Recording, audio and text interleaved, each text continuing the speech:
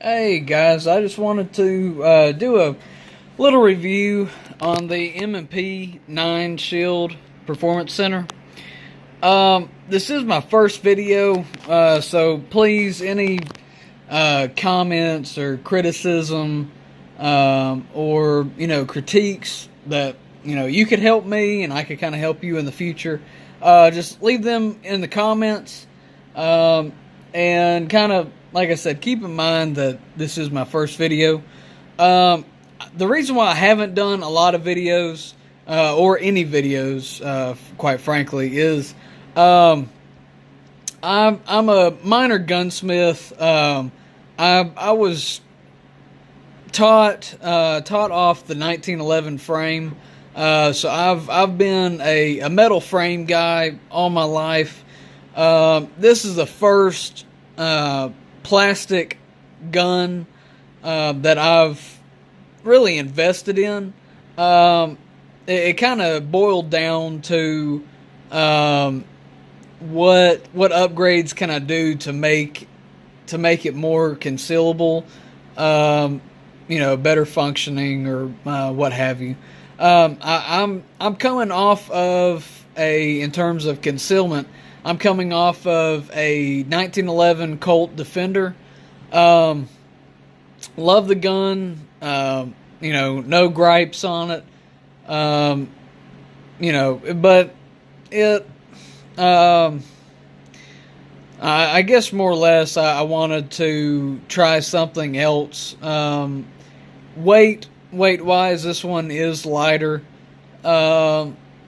Maybe not by too much, but enough to where the weight match would be, you would have more rounds versus fewer rounds, and you ended up coming out about the same weight. But anyway, one of your main comments, just looking at it first, well, this kind of looks ugly, or it's a fugly gun. It's functional and ugly. When you first get the M&P Shield, it's smooth. It's too smooth for me. So I did a wide stippling. I did it with this solder iron right here, kind of a wide head on it, and it is super aggressive. Once you grab a hold of it, you can't see it. Right now, I'm trying out this Hogue grip. I'm still iffy. It fills your hand up. It makes it feel like a Glock. I've never owned one, but I was an officer for a time, and that's what we trained on. And it definitely makes it feel, like a Glock. It fills it up. It kind of shoots this butt out a little bit more. So I'm still kind of iffy on it. I'm not sure if I like it. But you can kind of see the stipple job that kind of falls up under the grip here. This right here is mainly for reference. So as it's deep concealed, when I go down to get it, I can feel right where my pointer finger should be. And then, of course, my thumb will be back behind it. I'll draw, present, and as I present, that little safety right here, since I'm 1911, I'll just drop that safety and I'm ready to go. And speaking of the safety, some people that kind of come from Glocks don't like that. I'm iffy. I can go with it or without it. But just from being trained on 1911, it's not that big of an issue. But the way I conceal it, it kind of gives me slightly extra peace of mind. The stock trigger, I did not like it. I scrubbed it. I had a wire brush. I did bore cleaning solvent on it.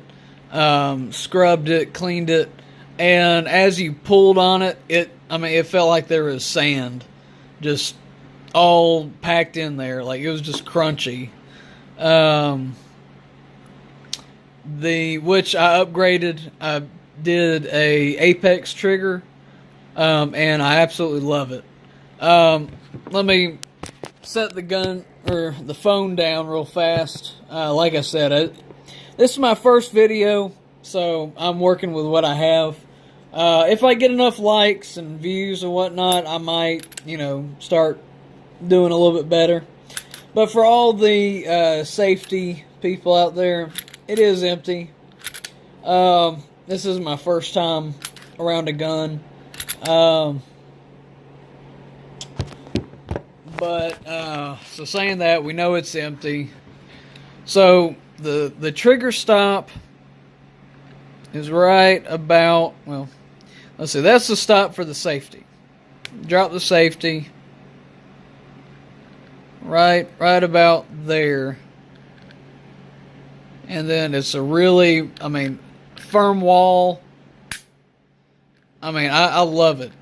And like I said too, coming off of 1911 platforms, I'm not used to no hammer.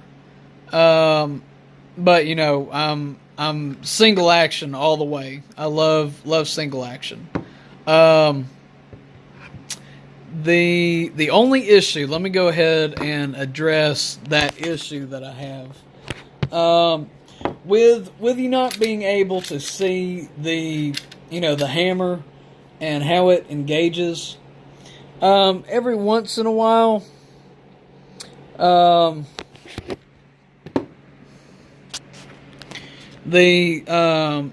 kind of fidget around with this. Let me see.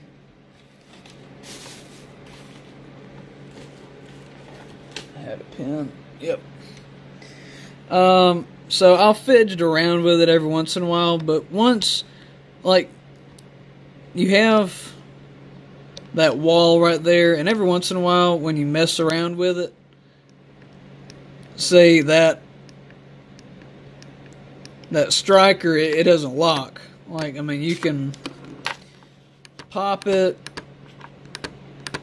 So,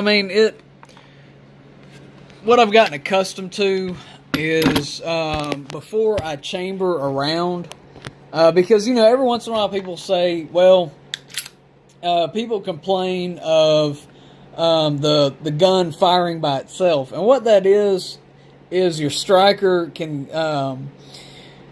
something can happen with the safety, or a part can get fatigued and let it go.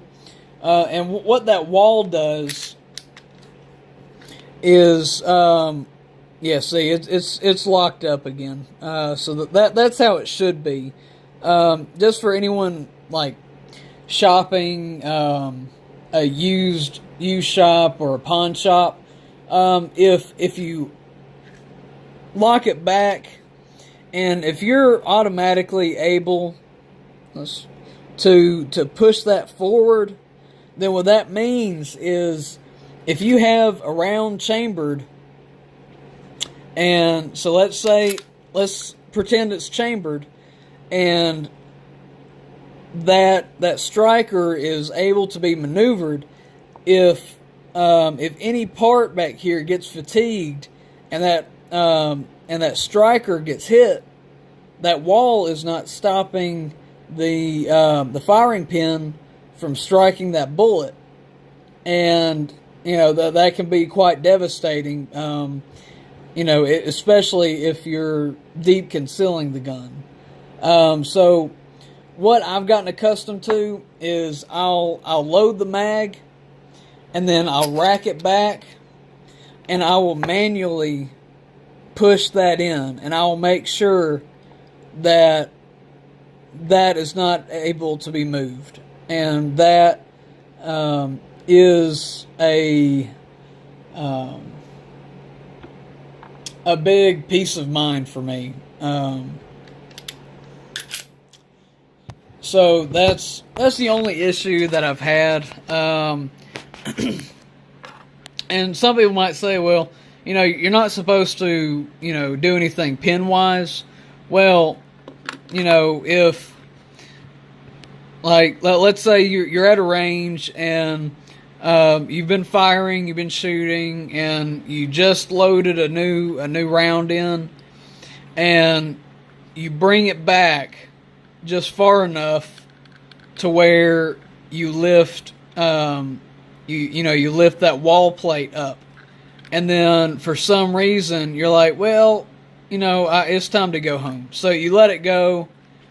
Then what you have is similar to me pushing it down with a pin. You raise the wall and then you holster it, you deep conceal it, whatever. And you hit a bump or someone hits into you, or I mean, worst case scenario is just about how any gun person thinks. But if that wall is not functioning correctly and it ends up your striker gets hit, and boom, you got a hole in your leg, or for some of the big guys that like to holster your concealed guns at your direct 12 o'clock, that may end up kind of making you lose testes. So that would definitely be unfortunate. But yeah, so that was my little rant there. But going on, the reason why I guess I'm doing this video is like Hickok 45. He is extraordinary at starting out with a shooting scene. Whatever gun he's reviewing, he hits the basics. Like, you get it off the shelf, clean it once, and then start shooting it. He goes on about functionality. And if I was allowed to critique him, I would like to see, him. I don't know. He does an amazing job, like I said. But if he could kind of go over options, like, hey, this gun, comes with the ability to have a clip draw, because I know he's covered like pocket carry and concealed carry, and I mean he's covered a lot of options, but. To make it a good all-around, I kind of like to know about upgrades that I'm able to do. But, so, starting out, the first thing that I did, like I said, is I stippled it. My form of concealment is we have to tuck our shirts in. So, I can do a tuckable holster, but then whenever you're talking to a customer, you have these two big black straps, and they don't appear to be doing anything. And to someone that's been around guns and knows about the tuckable holsters, they're like, well, that's a tuckable holster. But the people I work with are previous cops, and no one knows. I carry. It's legal to carry, but no one really does because they don't see a need. But, if you're able to have something and you kind of forget that you have it until the need arises, then, it's very beneficial. So, I am in shorts. So, my everyday carry consists of an undershirt and a back brace, and of course clip draw, and I haven't loaded anything in there. So I will I'll bring the slide back, I'll manually check the striker, make sure it's fixed, I'll load the mag, drop it, and then I'll top my mag off. And then I'll put the safety on. And then from there,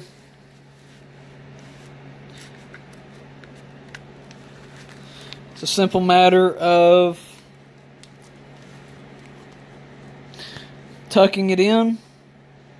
And I mean, you can't notice anything, because my chest comes out right here. And my shirt just drops straight down. And it's smooth all the way around. See, so that's initially how it looks. Um, and it goes down to say, well, that it's bad because it has a safety, so there's nothing to snag. I know for a fact there's nothing to snag.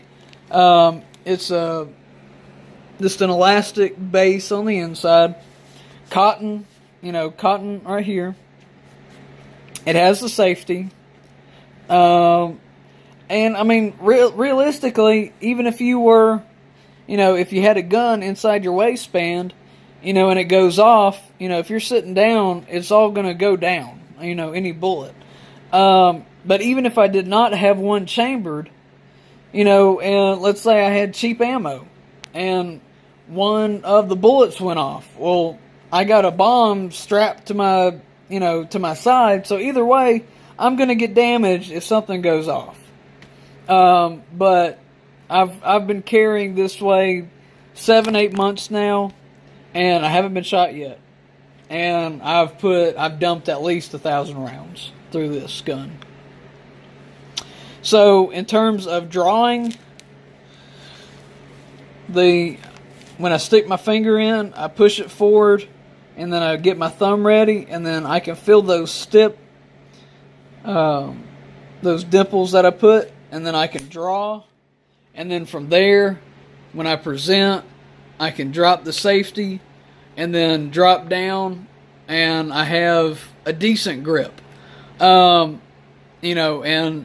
under, quicker circumstances, you can dump your hand straight down in there, pull it out, and I've practiced it so many times that if I was going to do a range video, I'd be able to show you. Which I guess I might get fussed at in the comments for not shooting it and proving to everyone how 007 I can be. But going over upgrades, the stock trigger was really gritty. I replaced it with the Apex. It was about $60 for the insert, the full replacement.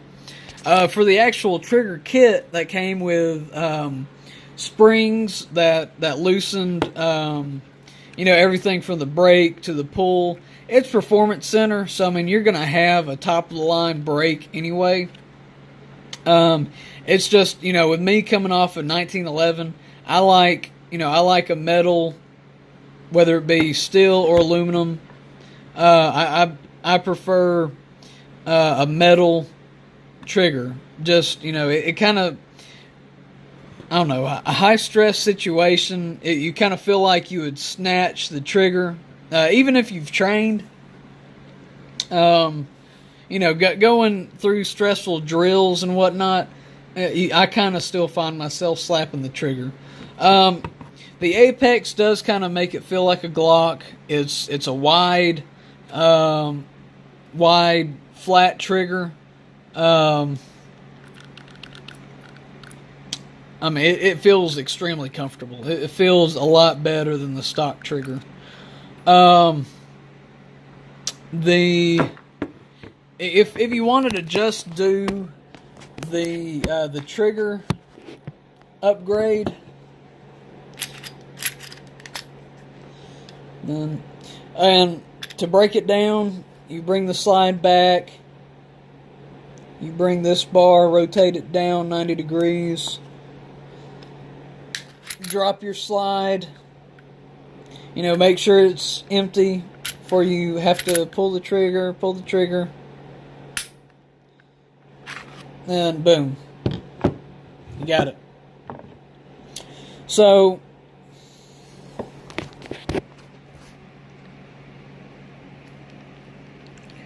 there's your full trigger assembly in there. You can see that spring right down in there. Like I said, it's Performance Center. The spring was good. Everything else I have not had any issues out of. But coming from 1911, I have 1911 breakdown tools. So it was kind of hard to figure out which punch to use to get these pins out. As you can see, I kind of had a little bit of issue getting that back one out. But once you get these out, this back part pops out, this front piece pops out, and then your trigger assembly you have to shimmy it left and right, but it eventually comes out. And then from there, it's as simple as putting your spring in, and then lining your spring up with your pin, dropping those back in, and boom, you got a heck of a lot better trigger. So let's see, upgrades. Gone over the trigger. I did this, the stipples. It's a deep concealed gun. You know, you're not carrying it around open carry all the time, so you're not gonna have to hear everyone's comments about it. I mean, you'll hear their comments once you end up having to use it. You know, whatever makes you feel more comfortable shooting a gun, do it. I mean, at a price point of $400, I mean, you could get a tattoo artist to, tattoo, draw Pluto all in here, some Disney characters or whatnot. I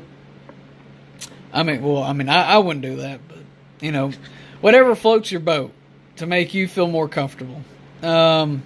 This, like I said, is stipples, so when I go to draw my gun, it gives me a quick reference point because it is extremely rough, and every other part of this gun is smooth.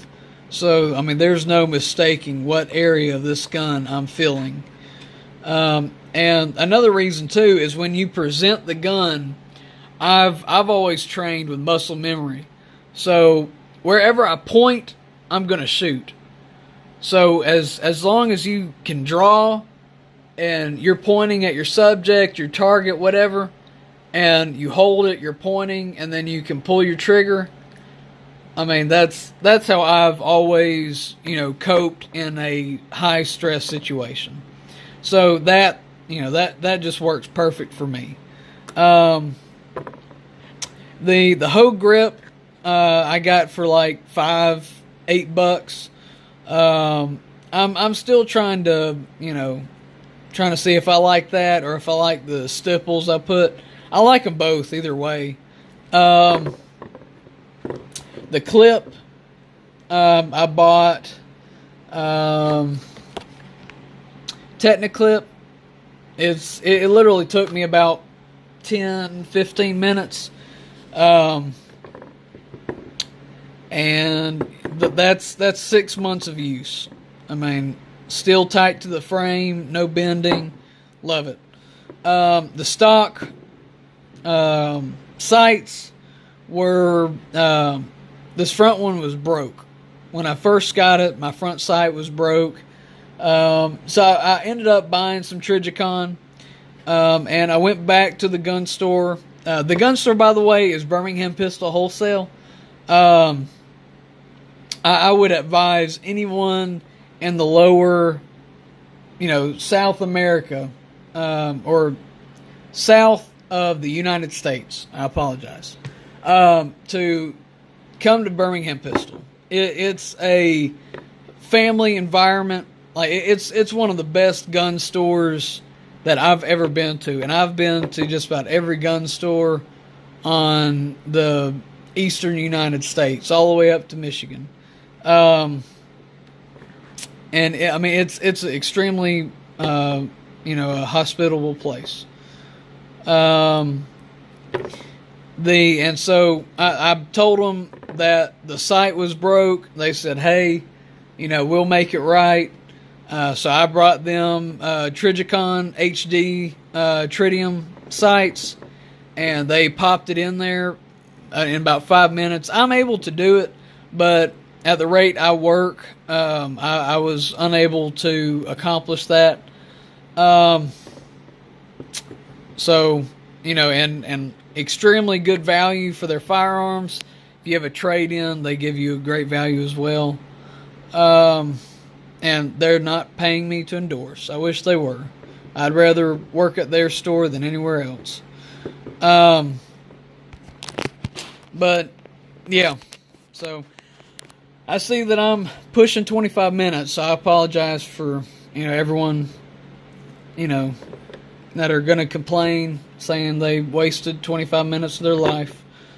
The last upgrade, with this, you get a 7-round mag and I believe an 8-round mag. But I ended up buying this extension right here, which is EMP Enhanced Magazine Plate. You get +2 9mm and +1 40 if you use this with your 7. You can use it with the 8-round to give you 10 total in the mag, 1 in the chamber. But it just, it makes it stick out, a good bit more. Which, I'm slowly, I'm kind of pushing it. I'm kind of pushing it this way. Deep conceal. But I mean, so far so good. I've put 600 plus rounds through this gun, and I would definitely recommend it to anyone starting out, needing a lighter concealment gun. And I mean, I have other thoughts on other type guns. But again, I do apologize that it took so long. So to sum that 25 minutes up, the upgrades I did was I stippled it. And then, I'm in the process of trying out this Hogue grip. I did a trigger job on it. I added the clip. I also added the Trijicon HD night sights, which is very, very easy to pick up in low light situations. And that's about it. And then this mag upgrade, I'll probably end up stippling it. But please, any people that like to criticize, please try and keep it minimal. I do try, and I will try and read any and every comment. But it's just, looking through YouTube, what I'm telling you is what I would kind of like to hear from other people that are doing reviews. So, all right, well, thank you for taking about 30 minutes of your day to watch this. I look forward to any of your comments, and I'll if everything goes good, I guess I'll try and keep some videos rolling. So, all right, well, thank you. Be safe out there.